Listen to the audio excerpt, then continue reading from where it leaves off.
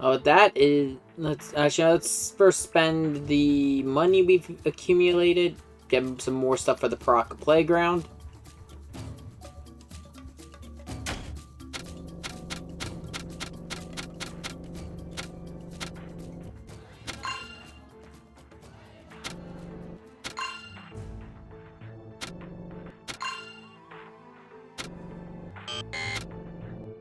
Just gotta get the seesaw. What are these hints every... Oh my god.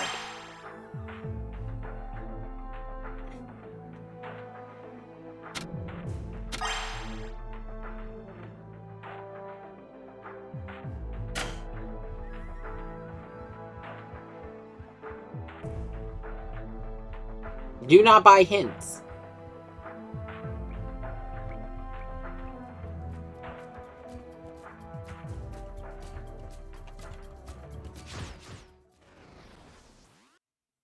It's our final Rockshi.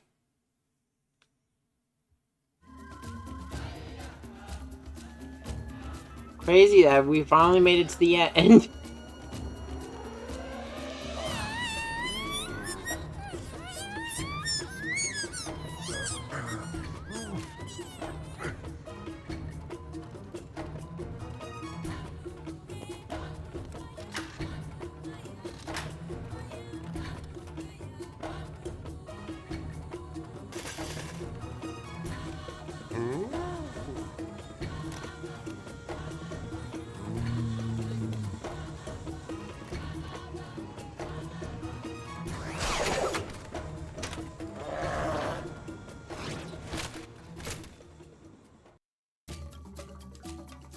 The last time we're ever gonna see the Piraka being attacked by their own Rockshi.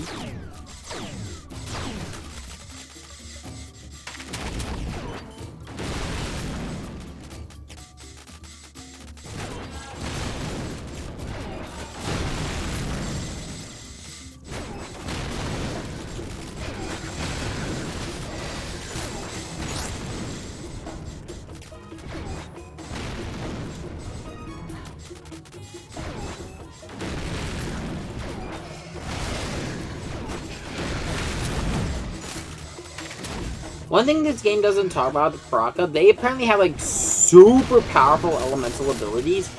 The only issue is, a Piraka cannot use its elemental powers without the help of another Piraka. Well, here's the thing. The species name is not Piraka. This is a gang. That's what Piraka is. It's a gang.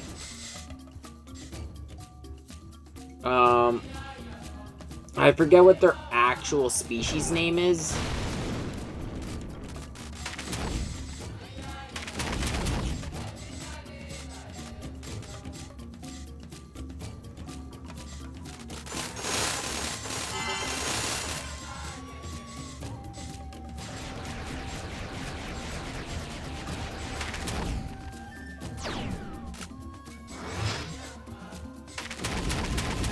Grab as much as I can, because I know the first I'm going to need it for hero mode. Which is right there.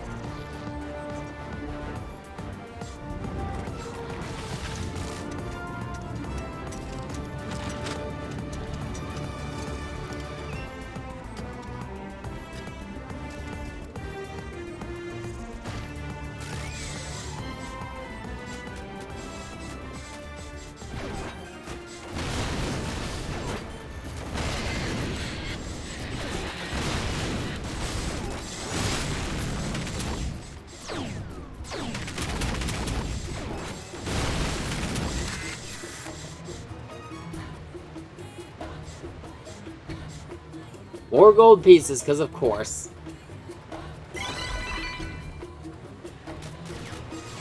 That's probably the only issue I have with this game. Oh, actually, one of the many issues I have with this game.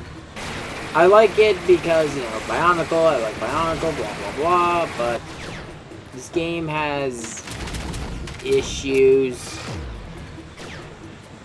It hasn't aged incredibly well. Every encounter is essentially... A bunch of the encounters are essentially just... get enough pieces to enter hero mode, and that's it.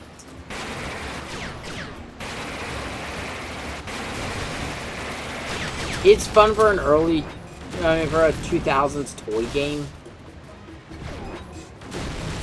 And, like, some of the choices, as I've mentioned before, are just baffling. Like, the Visorak and the Borak, which were toys that weren't even on the market anymore.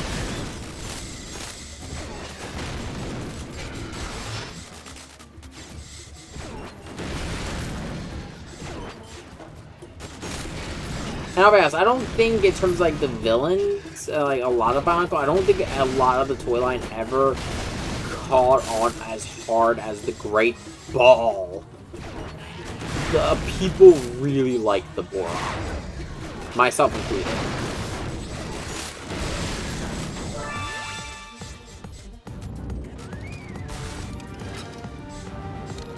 I love just rolling the Borak around.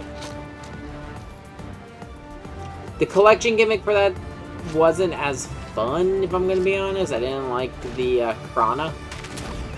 Especially because, like, the idea of the Krana was they were supposed to be able to, like, you know, attach to the normal Toa line.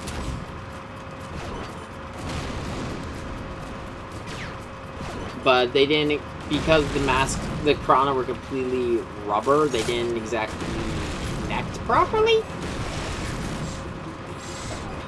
And they would often get misshapen. There are a lot of... There's, like, a way... there's a bunch of people that sell, like, full collections of them, and they go for a decent price if you have all of them.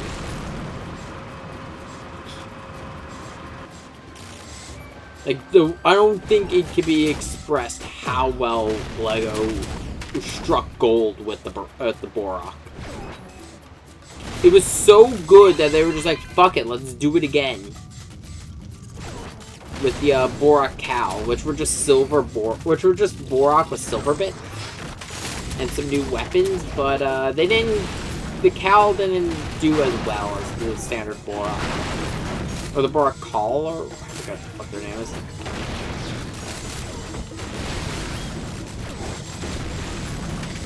They were cool in the story.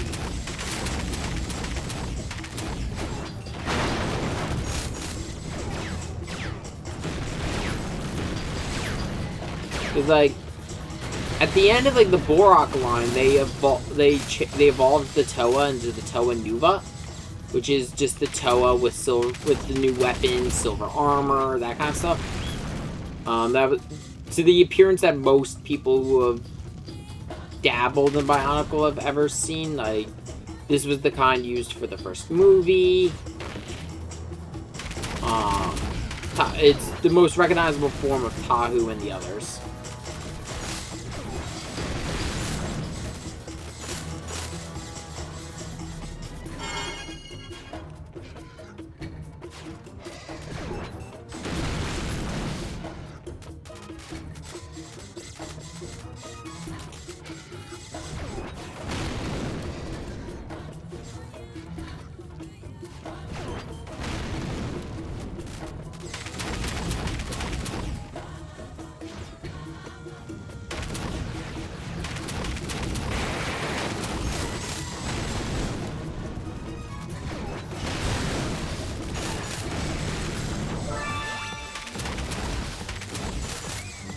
I will say this, if LEGO was to ever release an anniversary line of...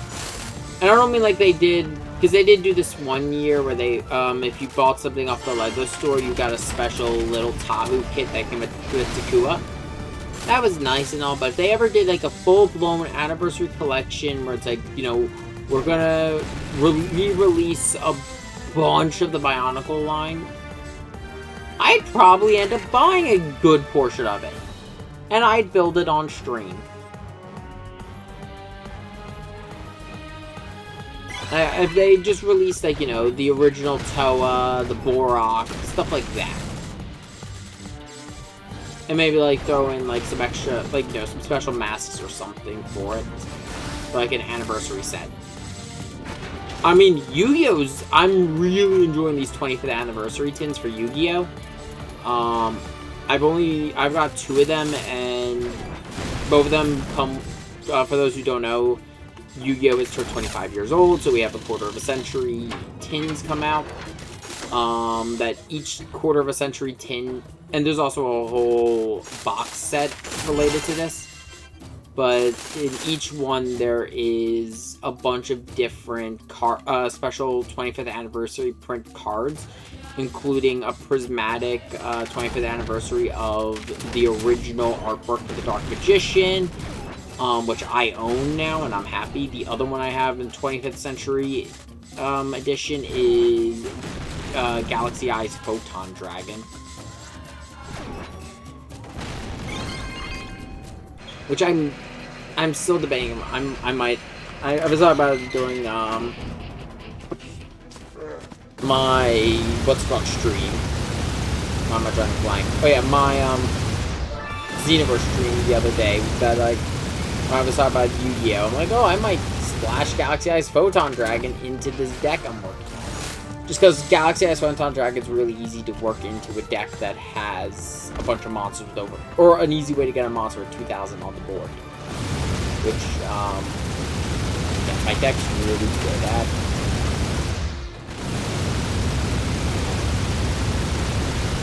The only issue is having Galaxy Eyes Photon Dragon in my deck just before the attack points at the level. There are easier ways for me to get level 8s on the board, and I don't have a ridiculous amount of rank 8 exceeds to justify its existence. If I would run any Galaxy Eyes monster, it would probably be Cypher Dragon. Just because Cypher Dragon is easier for me to get out. Because all I need is 2 level 8s, and in my deck, for those who are curious, kind of just listening to on a Yu-Gi-Oh! Tangent while playing Bionicle, the deck I've been working on, I'm calling Fallen Ash. It is an Ashen City Albez deck. So, it's got all the fusion monsters of Albez, and a lot of, like, Fallen of Albez, Sword Soul, and Dogmatica, because they all support Albez.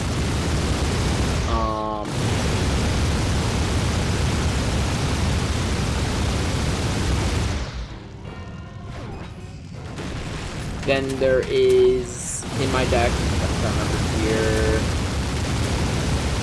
the Ashen City, which is a new archetype that was released in the Phantom Knights box set. Really like the idea behind the archetype. I just hope it gets some better support, like some more support. I think it just needs a couple more standard monsters and a honestly better boss monster. But with the fact that it's so easy for it to get cards out, I splashed in, like, because I already have the Sword Soul cards in that support Albez. I have a couple level 4 Sword Soul tuners. So my mindset is, if I have level 4 tuners, and I could easily get out a level 4 monster with Priestess. And since summoning Ashen City monsters is almost entirely special summon, I could get Priestess of Ash, and then normal summon Sword Soul Tuner, and go right into, say, Stardust Dragon, Stardust Spark Dragon, or Red Dragon Archfiend.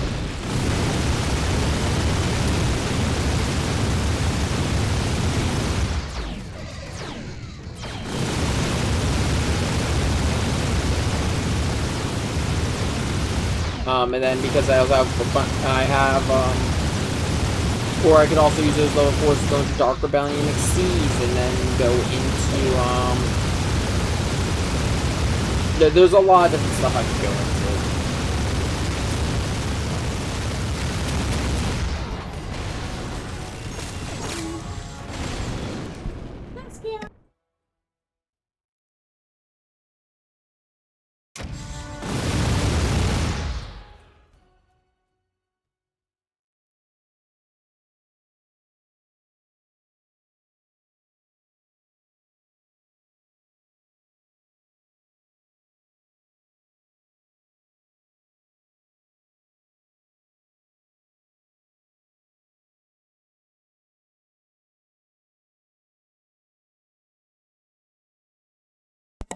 So I had to get dog comfortable.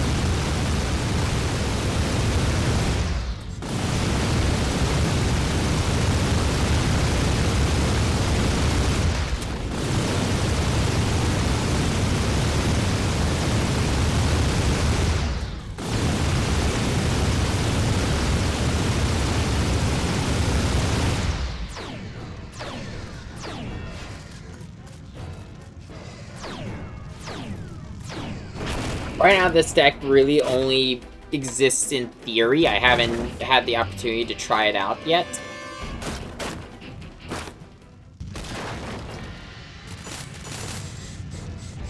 Mostly because I'm missing 2 cards to really test it, which is I need 2 more Priestesses of Ash. War!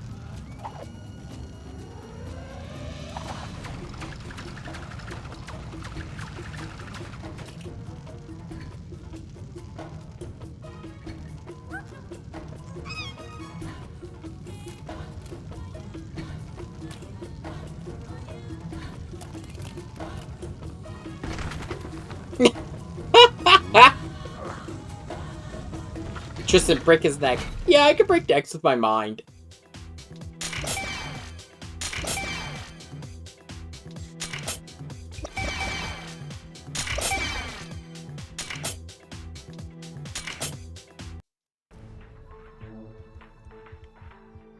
Before we go any further, let me go buy the last Piraka feature, and then, like I said, we'll view all the stuff with the Piraka playground after we've completed all the Piraka levels, and before we start the final level.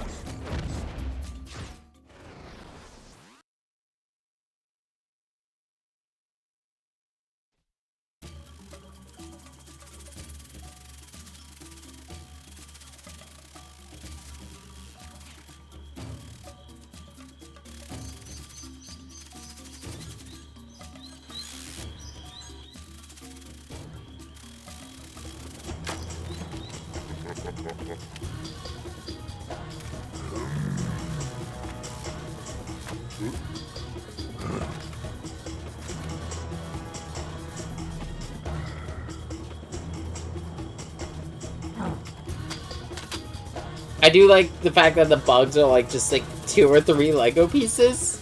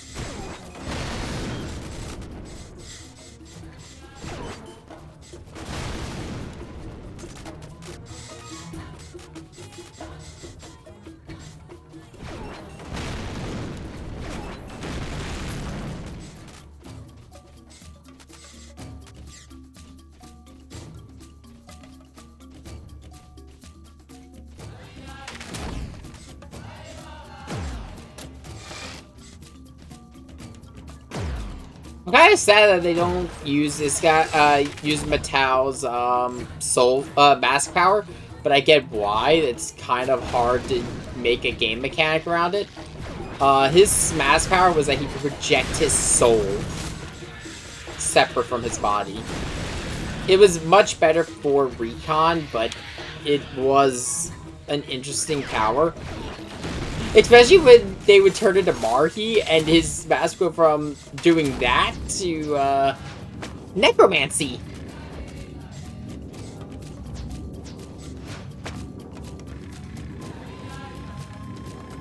Don't ask me how we got from that to necromancy. We did.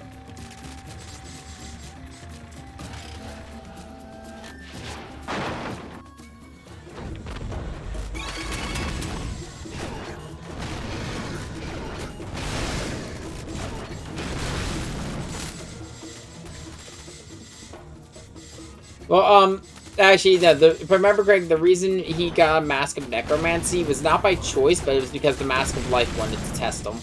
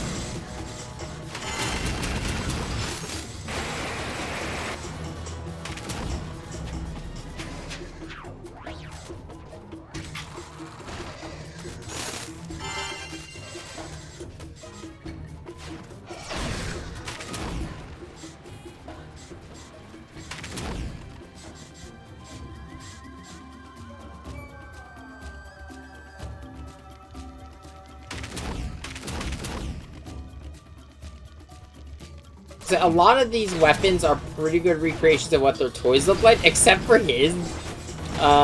This one is just a grenade launcher. Most of like the other weapons, I think, were all physical. You need Piraka for that.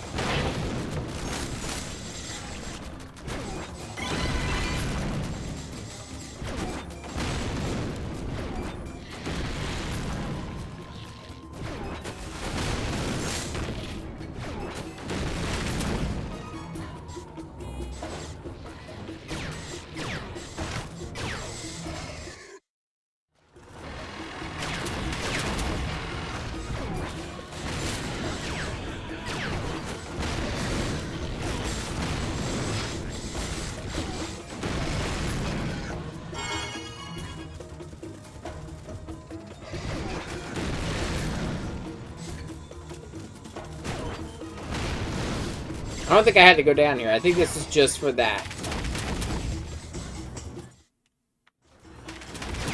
Oh no, it just goes down further.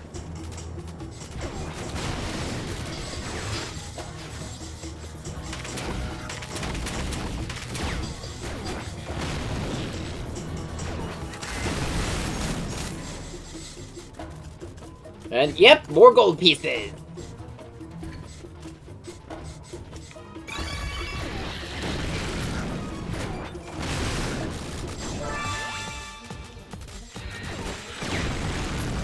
I will say, if the next boss is who I think it is, it's really hard to take him seriously if you've ever seen the movies.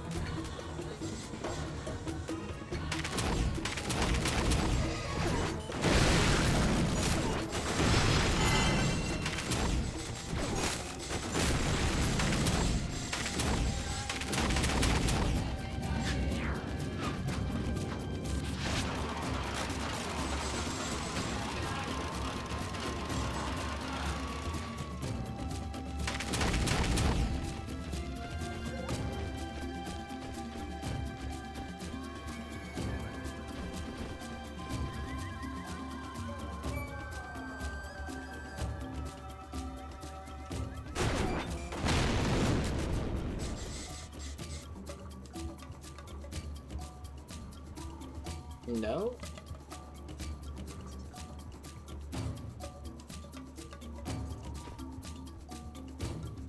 Okay, wait, what?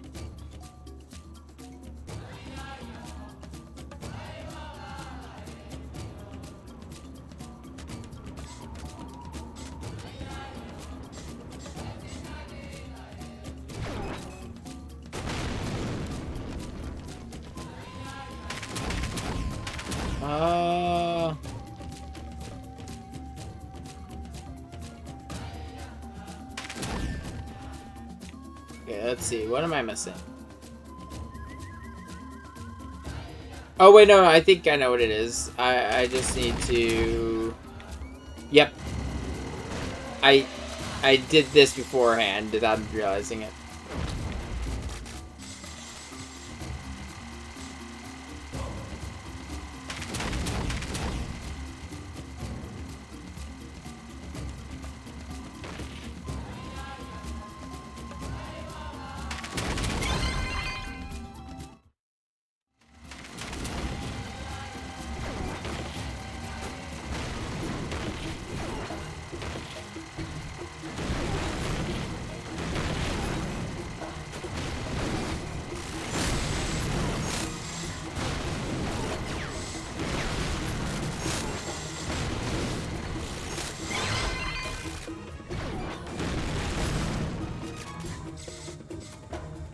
I see some more gold pieces. That means I need to find, let's see what I can find around here to speed that up.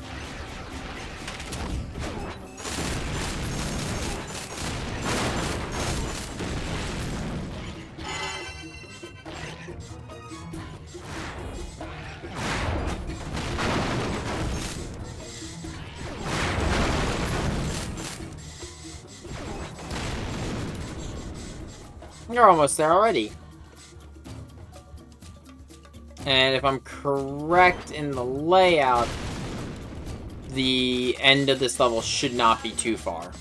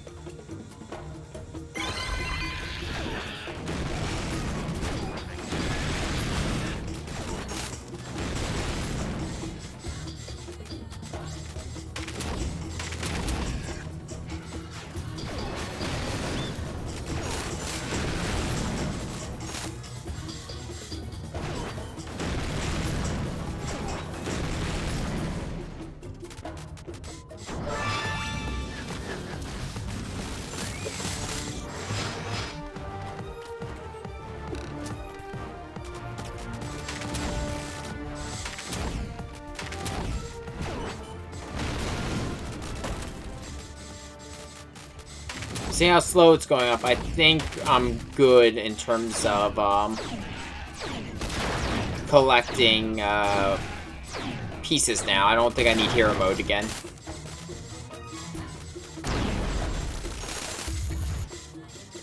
Yep, there we go. Level done.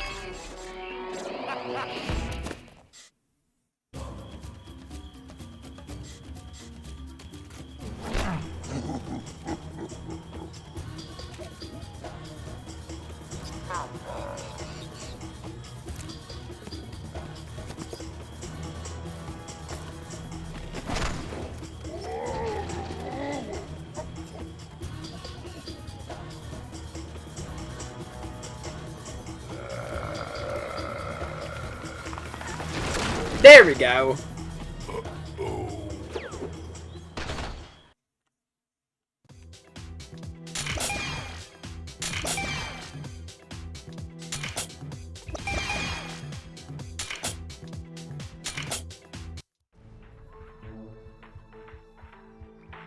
Yeah, it should be enough to go buy the last of the Piraka things.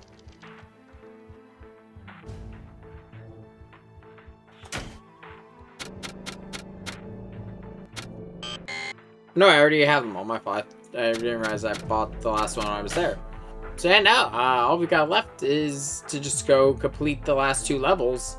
Then we'll go see what the Piraka could screw around with.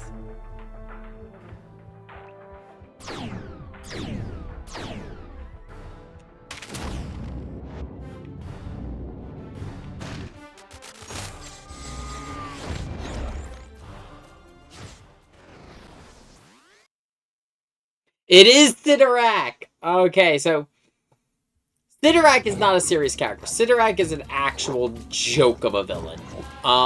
He was the villain of the Hordika era, and he was the supposed villain of the Hordika era. He was like supposedly the leader of the Horde when it wasn't. It was Hordika. Sidorak was a fucking joke.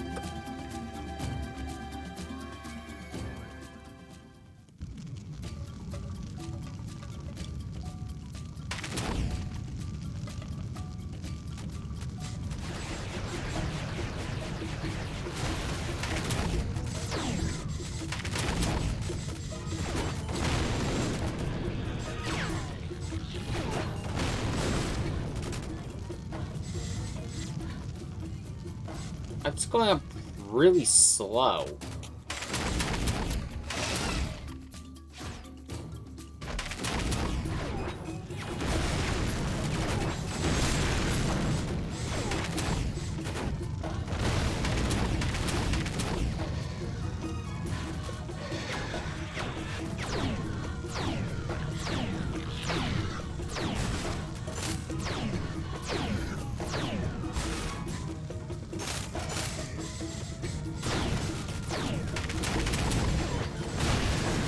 There we go, that's more like it.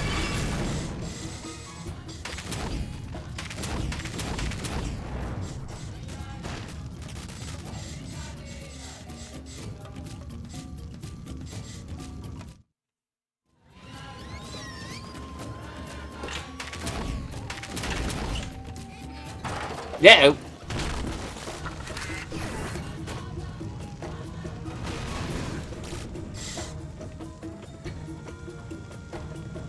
There's our first set of gold pieces for the level. I was about to say.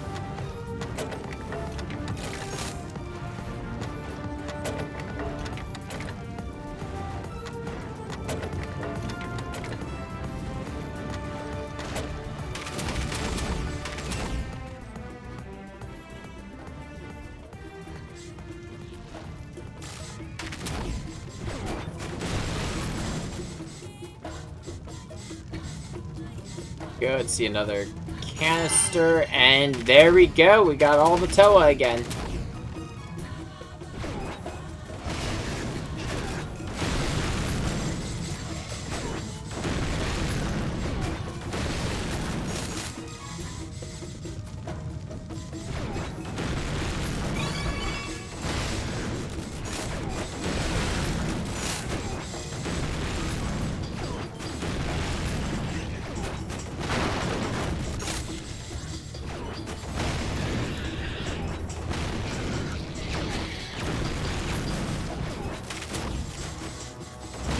That's the wrong way. At least it's not the way for the story, because, as I mentioned earlier, you would never need to fully upgrade elemental powers for story progression.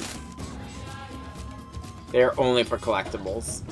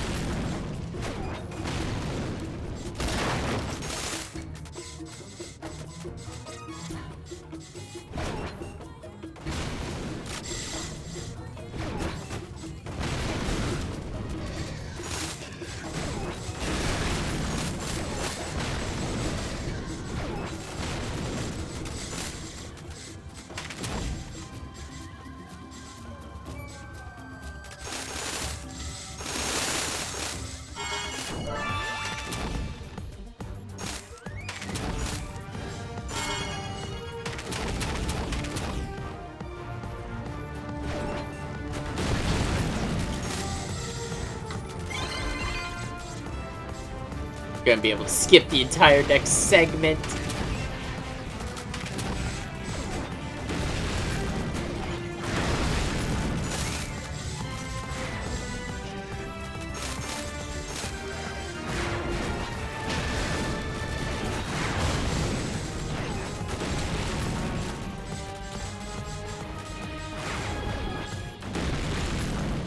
It's kind of weird because, like, if I'm gonna be honest, like, this game's been a little weird for me to cover because I usually cover a lot of story-heavy games like Kingdom Hearts, Bravely Default, Persona.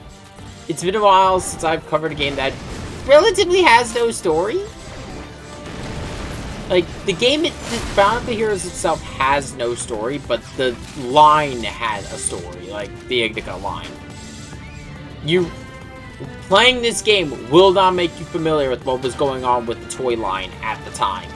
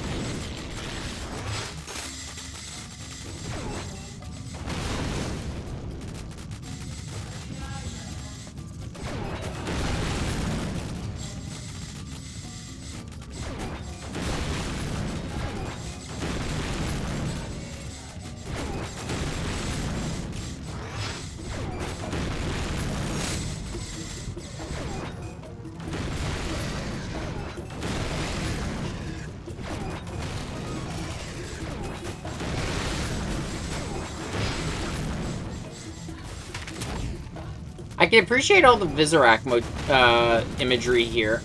Like, their statues and everything. It makes sense with Sidorak, since he has a heavy connection to the Visorak.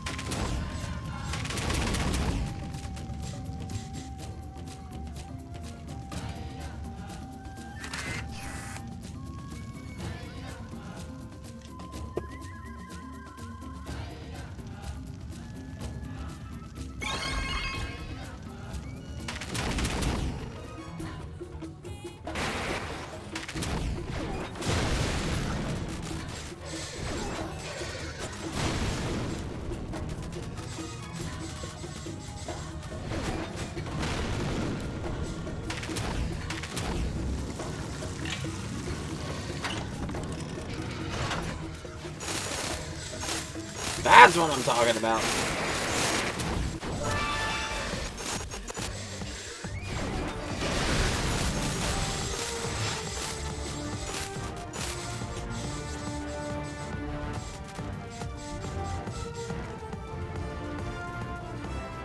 I kind of wish I had opened that up after I use this hero mode. The reason why I could have used that to jump me into hero mode, because I'm assuming under here is going to be Siderax.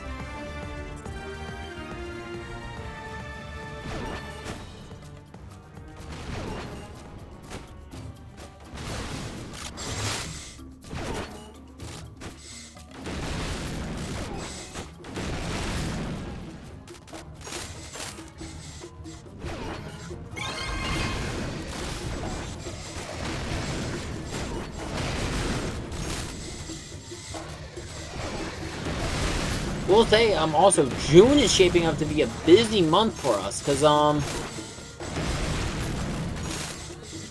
or at least, not even for us, just in general for me, because, I've got, there's going to be Shadow of the Erd Tree in June, Shin Megami Tensei 5 Vengeance, which I've pretty much settled on covering at this point,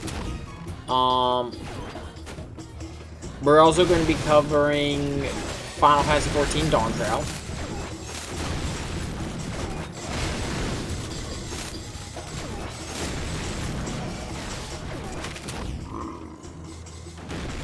Oh, hey, he's got a giant, Visorak. Still an idiot.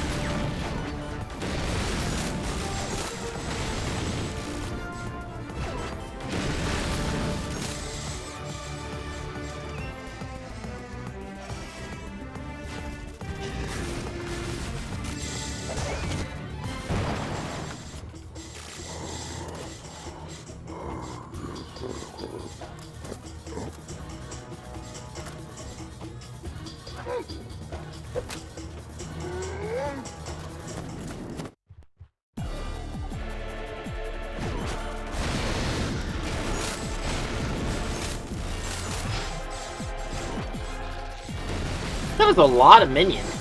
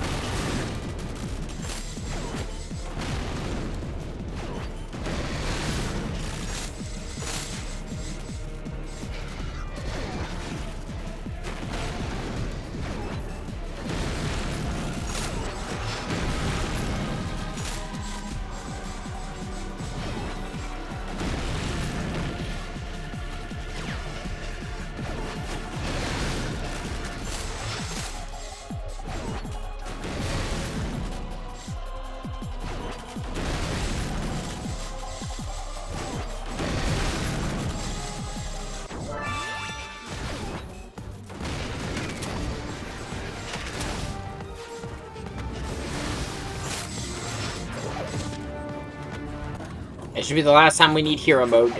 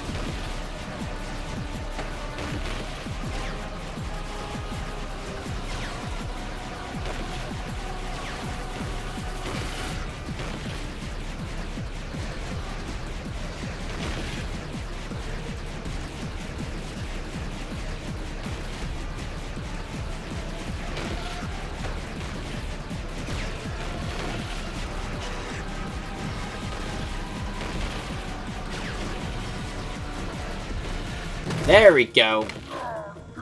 That's saying I read. I mean, I don't want to complain too much, but that is something I do dislike about the final parts of these fights. It is just waiting for those shields to drop.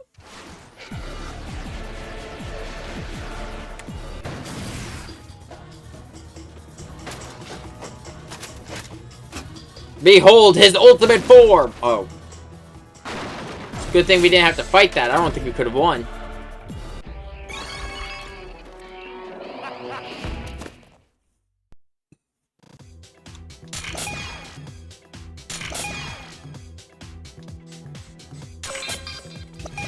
Oh, fancy mask.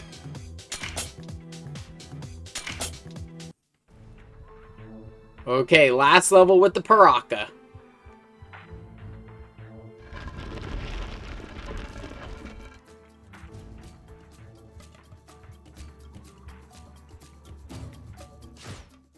And in lore, one of the deadliest of all, Zaktan. Zaktan was the deadliest and most dangerous of all the Piraka.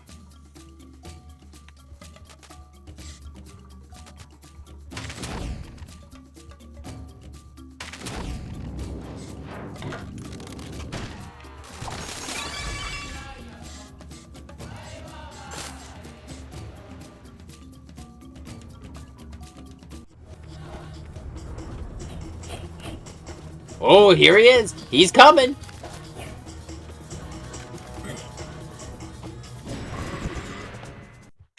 Like, the personalities of the Piraka in this game are pretty much lore accurate.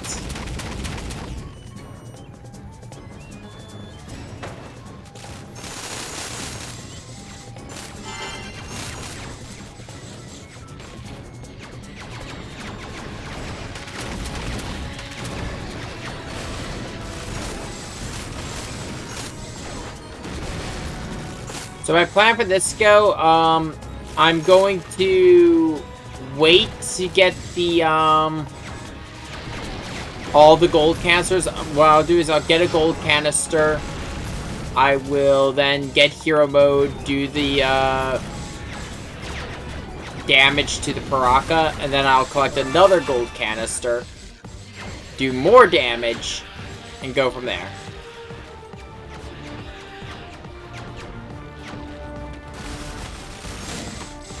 That way I can use the large amount of Lego pieces past the gates to quickly enter hero mode. Huh. Squish?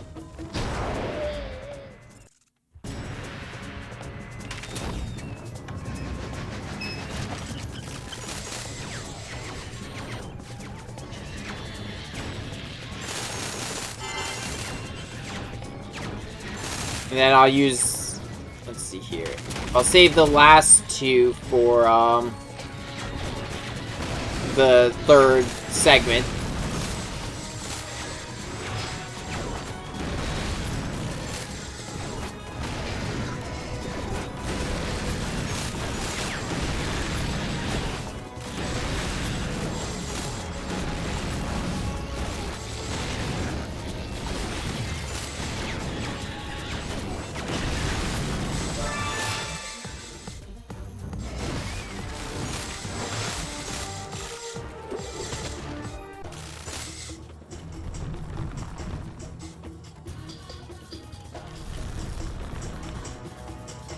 Stay. Stay. Oh, hey, it's the bug from the second level.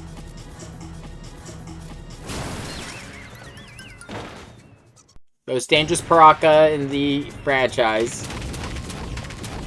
Well, at this point, he also would be batshit insane because, he's had the Makuta whispering in his ear this entire time.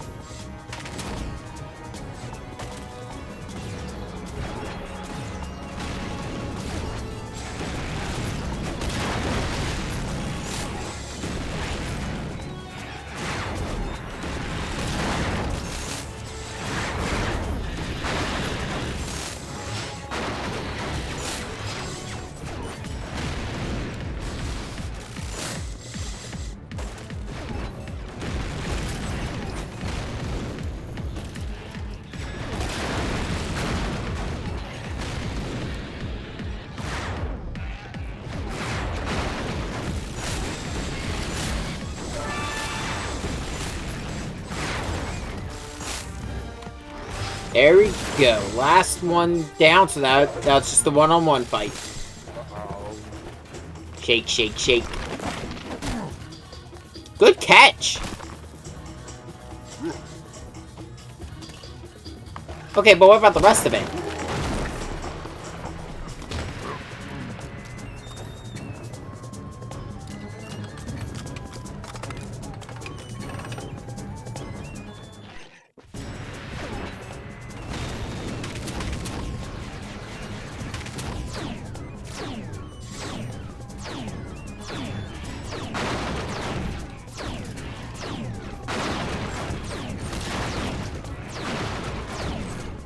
I'll be honest, this has been an easier experience than I had when I was younger, because when I first played this game, I played it on the GameCube.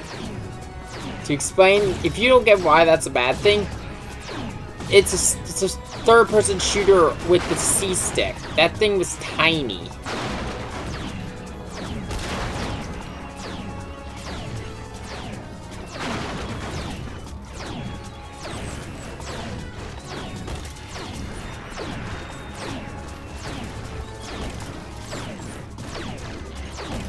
It's been nice going back through this game, but I will say, I don't think it is aged as well.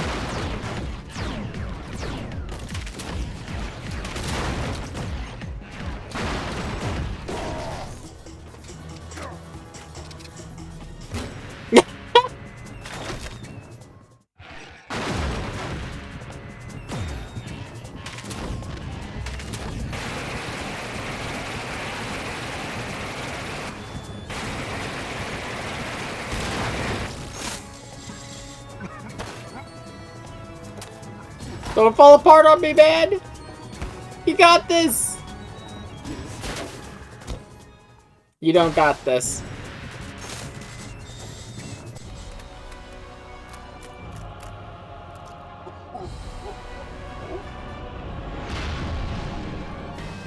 Of course, one last encounter with this fucker.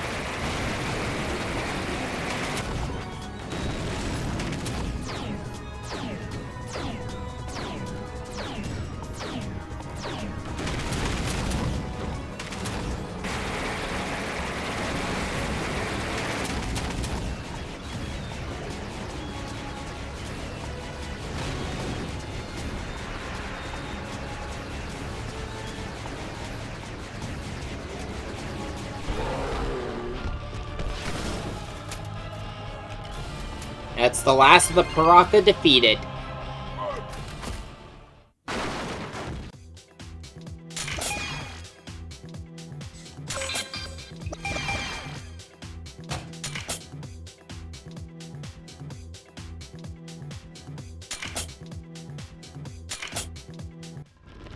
That the final level has revealed itself.